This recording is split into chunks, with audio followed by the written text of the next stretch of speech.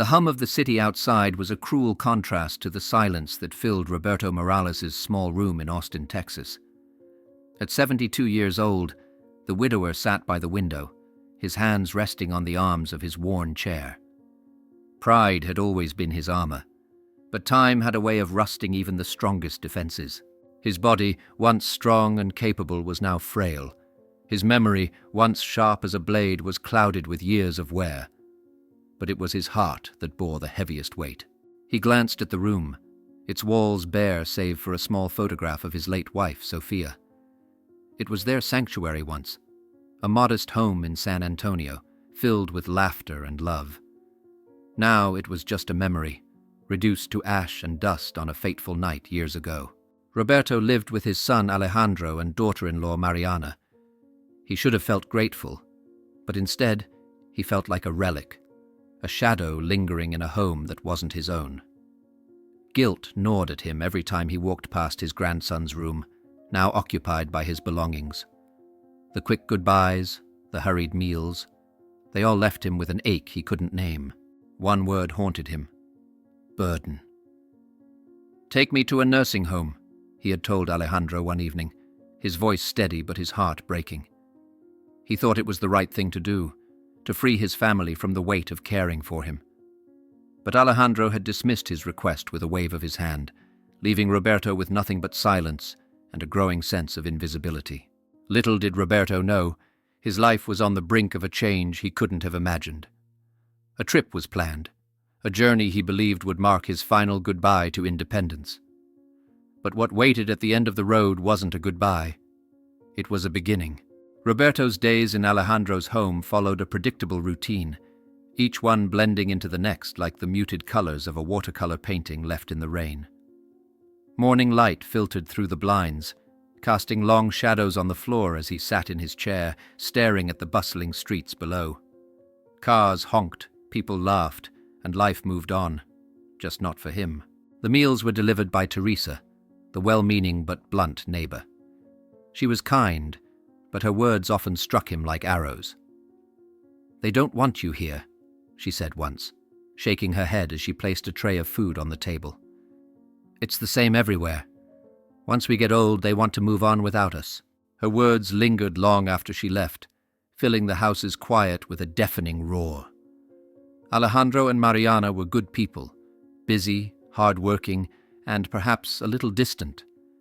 They didn't mean to make him feel forgotten, but their hurried lives left little room for anything else. Roberto didn't blame them. How could he? He wasn't their responsibility, not really. On his birthday, the loneliness reached a suffocating peak. A small slice of cake sat on the table, a token gesture left by Teresa. Alejandro and Mariana had wished him well in the morning, but were gone before the day had truly begun. The house felt colder than usual, the silence heavier. Roberto's thoughts often wandered to San Antonio, to the life he had built with Sophia. He remembered her laughter, how it echoed through their home like sunlight streaming through windows. Together, they had created a sanctuary, a small wooden house surrounded by a garden that thrived under their care. But all of that changed the night of the fire. The memory was as vivid as it was painful. He had lit a candle during a power outage, exhaustion pulling him to sleep before he could extinguish it. By the time he woke, smoke had filled the air, choking and thick. Neighbors dragged him from the flames, but it was too late. The house was gone. Sophia's belongings, their shared life, it had all turned to ash. When Alejandro brought him to Austin, Roberto had hoped to find solace. Instead, he found himself feeling like a guest overstaying his welcome. One evening, he mustered the courage to confront Alejandro. "Take me to a nursing home," he said, his voice firm despite the tremor in his hands. Alejandro looked up from his laptop, exhaustion etched into his face. "Not now, Papa," he replied with a sigh. "We'll talk about it later." Roberto's chest tightened, anger bubbling beneath his sorrow. "If you won't do it, I will," he snapped. "I'll sell the land in San Antonio and use the money to pay for it myself." Alejandro stood, his expression softening. "You're not a burden," he said quietly, placing a hand on Roberto's shoulder. "Just trust me. Trust." The word felt hollow, like a promise he wasn't sure would ever be kept. As days turned into weeks, Roberto found himself retreating further into solitude. Each night, he sat at the edge of his bed, staring at a photograph of Sophia he kept tucked in his wallet. "I'm sorry," he whispered to her image, his voice cracking. "I've become exactly what I didn't want to be." But just when Roberto thought his story was nearing its end, Alejandro walked into his room one Saturday morning with a suitcase and a cryptic smile. "Pack your things, Papa," Alejandro said, his voice steady but unreadable. "We're going on a trip." Roberto's heart sank. The time had come. This was it. As he folded his clothes, placing Sophia's photograph carefully on top, a single tear rolled down his cheek. He zipped the suitcase shut with trembling hands, his mind heavy with thoughts of finality. He was ready to let go, or so he thought. The car ride began in heavy silence. Roberto sat stiffly in the back seat, clutching his suitcase so tightly his knuckles turned white. Alejandro drove with his gaze fixed firmly on the road, while Mariana stared out the window, her lips curled into a faint, unreadable smile. To Roberto, that smile felt cruel, a quiet joy on what he believed to be his final journey away from freedom. He watched the city fade behind them. The towering buildings and busy streets of Austin gave way to sprawling fields and weathered fences. Wildflowers dotted the roadside, and the occasional oak tree stood tall against the sky. Each passing detail seemed to stir something in Roberto, a mixture of longing and resignation. "This doesn't look like the way to any nursing home I've heard of," Roberto said, his voice shaky. "You'll see," Alejandro replied cryptically, his lips curling into a faint smile. Roberto frowned, glancing at the rearview mirror, where Alejandro's eyes briefly met his own. There was no pity there, just something Roberto couldn't quite place. As the road wound through hills and thickening trees, Roberto's mind drifted back to San Antonio, to the life he'd lost. He could almost smell the earthy scent of the soil in his garden, feel the rough bark of the trees he once leaned against during quiet afternoons. And then there was Sophia. Her laughter echoed in his memory, clear and warm like sunlight breaking through clouds. He could see her in their small kitchen, her apron dusted with flour as she prepared meals, humming a tune he couldn't quite remember. The pain of losing it all came rushing back, the fire, the choking smoke, and the realization that everything they had built together was gone. Alejandro had taken him in afterward, but nothing felt the same. Roberto sighed, gripping his suitcase tighter. He didn't just miss the house or the garden. He missed the purpose that came with them. "Are we almost there?" he asked, his voice thick with unease. "Almost," Mariana answered, her tone soft but evasive. The car slowed, the crunch of gravel under the tires breaking the stillness. Roberto peered out the window, expecting the gray facade of a nursing home. Instead, he saw trees giving way to an open clearing, and then his breath caught. Standing before him was a house. His house. Roberto's eyes widened as he stumbled out of the car, Alejandro steadying him with a firm hand. It wasn't the charred skeleton he remembered. It was whole, restored to its former glory. The white paint gleamed under the sunlight, the porch railings sturdy and new. Even the windows sparkled with a clarity that felt surreal. "What is this?" Roberto whispered, his voice trembling. Alejandro smiled, his eyes glistening. "Welcome home, Papa." Roberto's knees buckled, and Alejandro caught him just in time. He stood frozen, staring at the house that had been brought back to life. It wasn't just the building. It was the memories it held, the life it symbolized.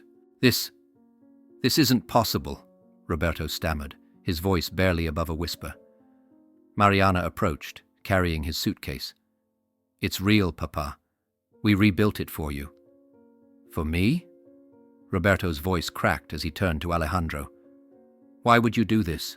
"You gave me everything, Papa," Alejandro said, his tone thick with emotion. "You raised me, loved me, and taught me how to be a man. When the fire took this house, I knew how much it meant to you. I couldn't let it stay gone." Mariana chimed in, placing a hand on Roberto's shoulder. "The neighbors helped too. Everyone wanted to give you back what you lost."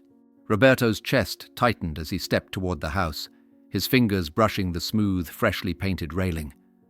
The scent of pine and varnish filled the air, grounding him in the moment. Inside, the house was both familiar and new. The polished wood floors gleamed under soft light, and the walls were painted in warm, inviting tones. His old armchair sat near the fireplace, its fabric newly upholstered but unmistakably his.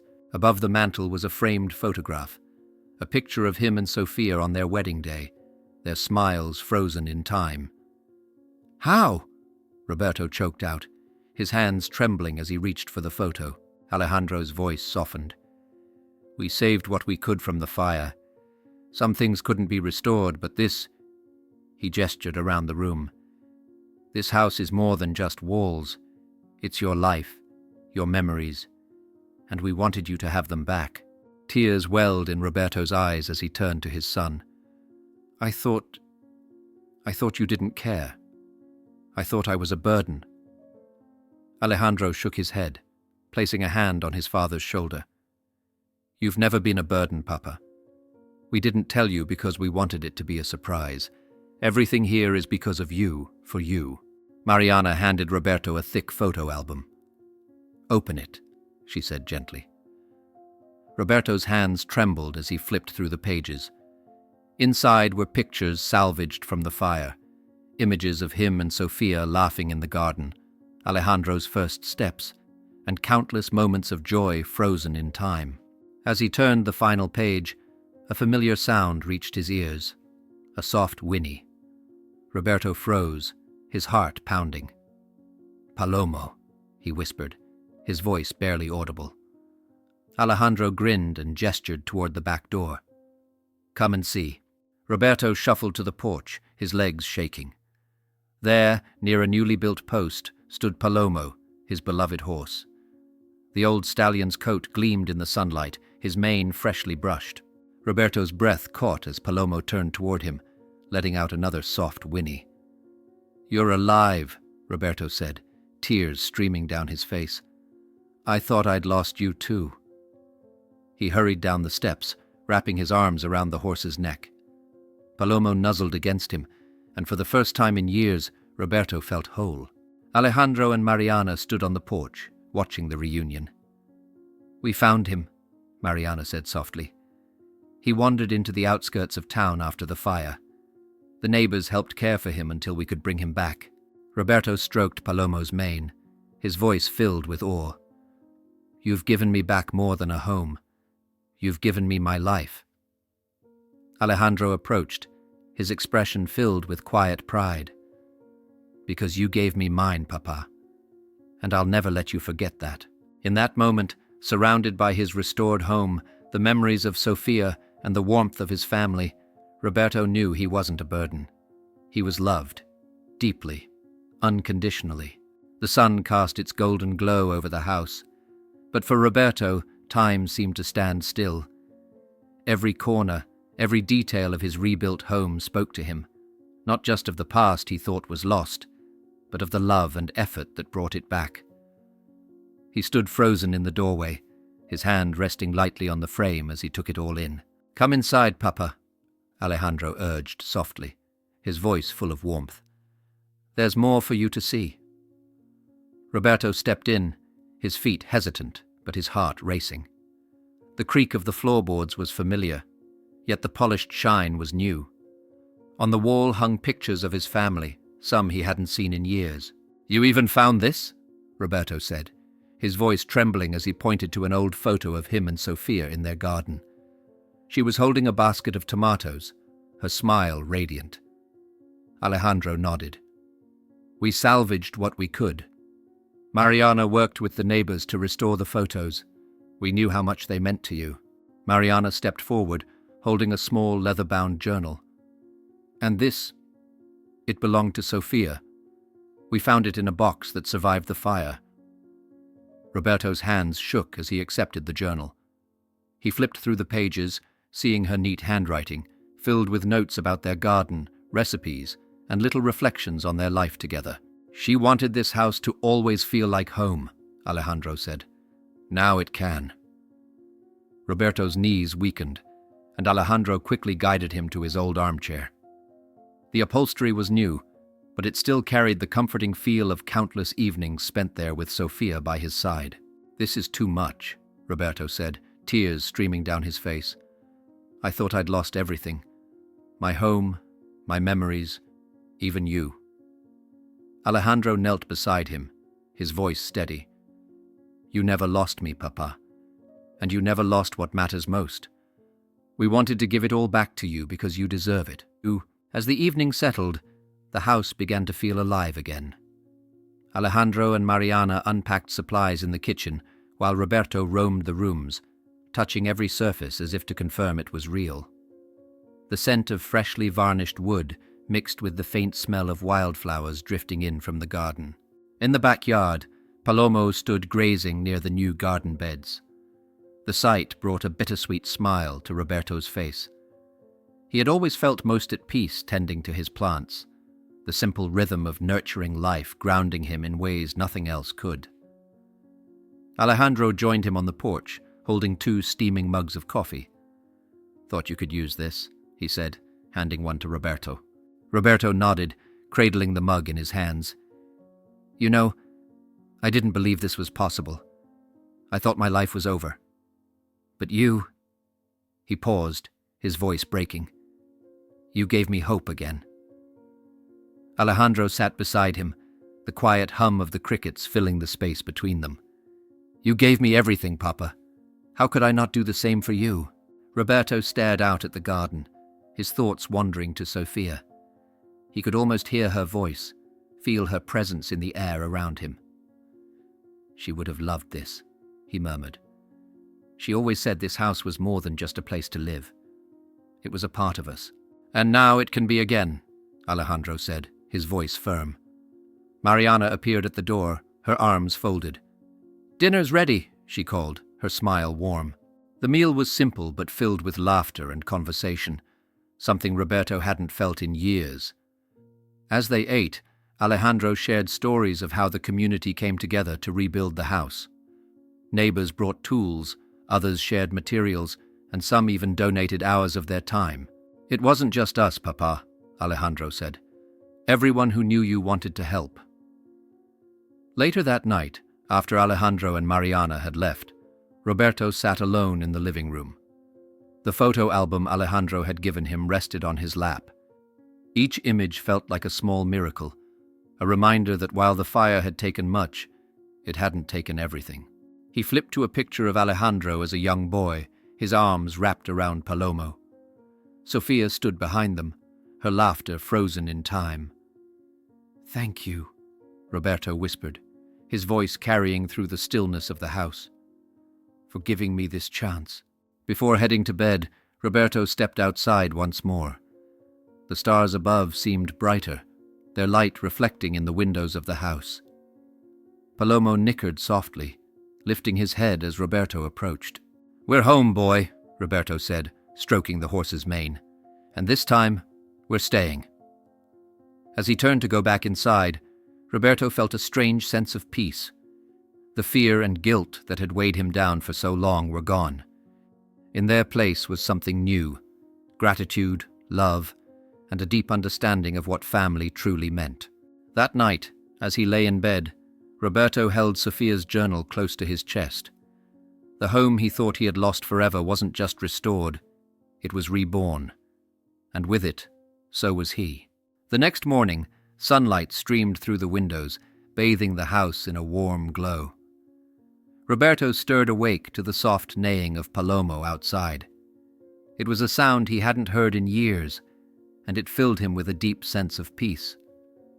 For the first time in as long as he could remember, he felt excitement tugging at him, an eagerness to greet the day ahead. Pulling on his clothes, Roberto stepped outside. The crisp morning air greeted him, carrying the faint scent of wildflowers. Palomo was grazing by the garden, lifting his head and nickering softly as Roberto approached. Good morning, old friend, Roberto said, stroking the horse's mane. "It's just like the old days, isn't it?" He turned to the garden beds nearby, where the soil had been freshly tilled. A wooden box of seeds sat nearby, neatly labeled with the names of vegetables and flowers. Roberto smiled. Alejandro and Mariana must have left it there for him. As he knelt down to examine the soil, Alejandro's voice called out from the porch. "You're up early, Papa." Roberto turned to see Alejandro carrying a basket filled with tools. "Couldn't stay in bed," Roberto said with a chuckle. "The garden's calling me." Alejandro handed him a trowel and a pair of gloves. "I thought you'd say that. Mariana and I picked up some seeds and tools for you yesterday. We figured you'd want to get started right away." Roberto took the trowel, his hands steady and sure. "Thank you, mijo. This garden, it's more than just soil to me. It's a piece of Sofia, a piece of who I used to be." Alejandro nodded, crouching beside him. "I know, Papa. That's why we made sure everything was ready for you." As the two worked side by side, planting rows of tomatoes and peppers, Roberto felt something shift inside him. It wasn't just the physical act of gardening, it was the connection, the sense of purpose he thought he had lost. Weeks passed, and the house began to feel like a home again. The garden thrived under Roberto's care, the once barren soil now bursting with life. Neighbors stopped by frequently, offering help and chatting with Roberto as if no time had passed. One Saturday afternoon, Mariana arrived with a box of freshly baked bread. "This is from Mrs. Ramirez down the road," she said, placing it on the kitchen counter. "She said she remembers your garden and can't wait to see it bloom again." Roberto smiled. That woman always did have the best bread in the neighborhood. Alejandro entered, carrying a stack of wooden planks. "We've got one more surprise for you, Papa." Roberto raised an eyebrow. "Another surprise? Haven't you done enough already?" "Not quite," Alejandro said, gesturing for Roberto to follow him outside. Behind the house, Alejandro and Mariana had started constructing a small gazebo near the edge of the garden. The frame was simple but sturdy, with vines already beginning to grow along the sides.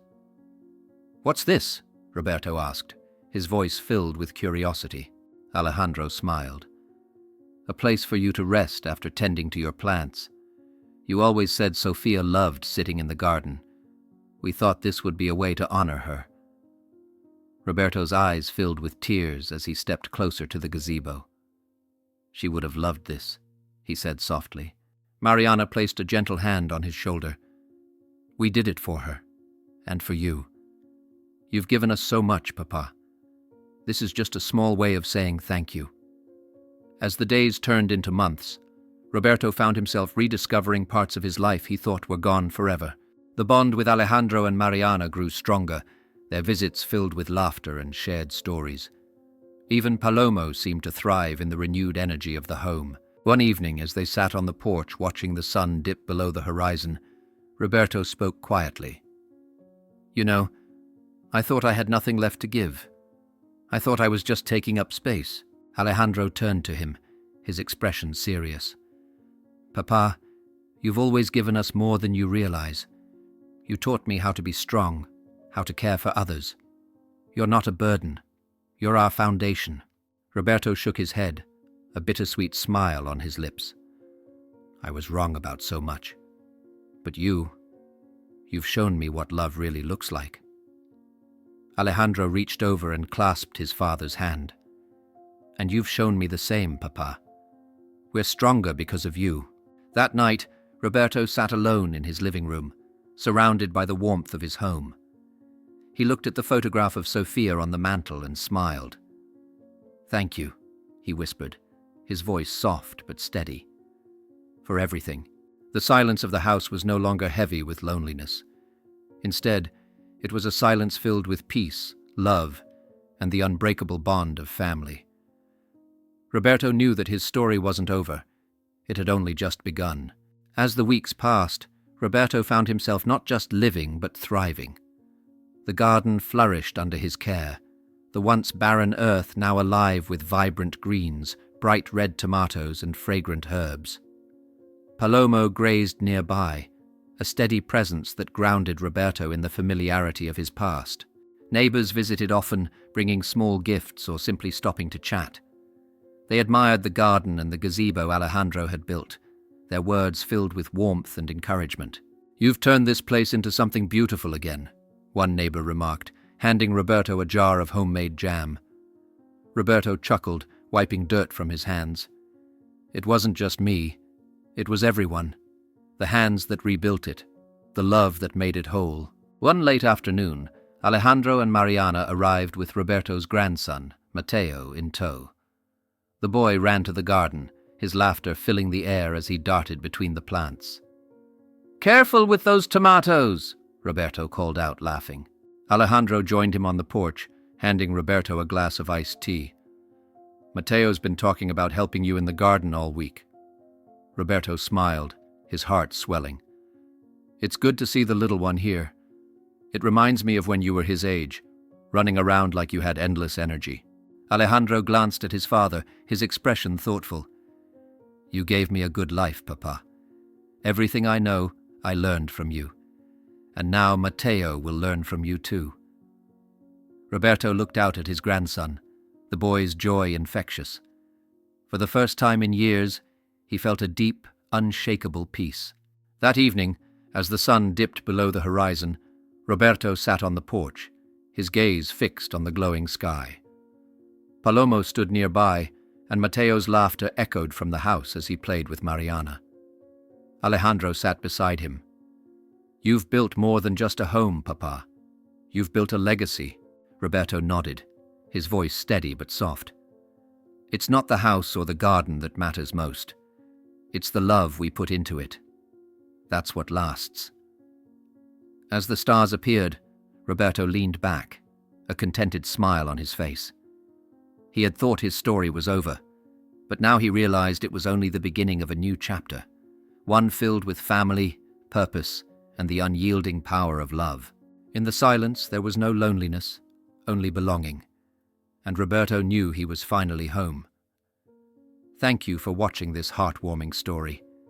If it touched your heart as much as it did ours, don't forget to like this video, share it with your loved ones, and most importantly, subscribe to our channel. By subscribing, you'll never miss another inspiring tale that reminds us of the power of love and family. Hit the bell icon so you're always the first to watch our latest stories. Let us know your thoughts in the comments below. We'd love to hear from you.